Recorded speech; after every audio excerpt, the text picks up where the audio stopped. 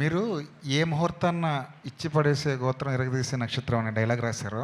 అది ఎవరికి వాళ్ళు కన్వే చేసుకుంటున్నారు. అవునండి, చాలా పెద్దగా వైరల్ అయిపోయింది. ఎవరికి వాళ్ళు ఇప్పుడు పవన్ కళ్యాణ్ గారు కూడా దాన్ని ఆయన స్టైల్లో డిఫైన్ చేసుకున్నారు.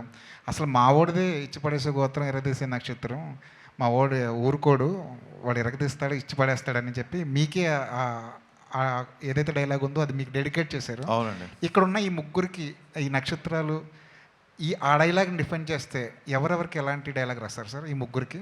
ముగ్గురులో అంటే మా నవీన్ గారి నుంచి స్టార్ట్ చేద్దామా?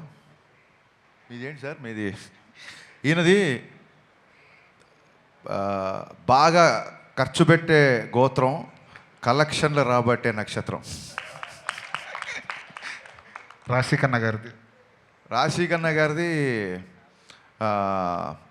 నవ్వించే గోత్రం, కవ్వించే నక్షత్రం. శ్రీలీల గారు ఉన్నారు. లీల గారిది అసలు సెకండ్ లేకుండా చెప్పేయచ్చు. ముదురు గోత్రం, దేశముదురు నక్షత్రం. అది ఎందుకో కొంచెం డిఫైన్ చేస్తారు. అది ముదురు దేశముదురు అన్నది. She is very matured, she is very street స్మార్ట్ని తెలుగులో ఏమంటారు? ఎవరైనా చేయని పోని చెప్పండి నాకు. స్ట్రీట్ స్మార్ట్ అనే దాన్ని తెలుగులో ఏమంటారు? లౌక్యం అనాలా, ముదురు అనాలా? కలౌక్యల్ భాషలో మాట్లాడాలని చెప్పి నేను ముదురు దేశముద్ర అన్న. దేశముద్ర అనేది అల్లు అర్జున్ గారి cinema title. Super. Bad word అయితే టైటిల్ ఎందుకు పెడతారు? సరితే కదండి. లీల గారు మీరు ఒప్పుకుంటున్నారా? ఏమండి నవీన్ గారు? సరే మీది ఉంది కదండి. అందమైన గోత్రం లీల గారిది, అందమైన గోత్రం, ఆహ్లాదమైన నక్షత్రం.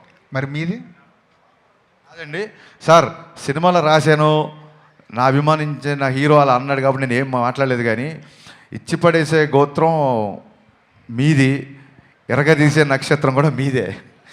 నా గోత్రం ఏంటి చెప్పా సార్? శ్రమించే గోత్రం, సహించే నక్షత్రం. అబ్బా.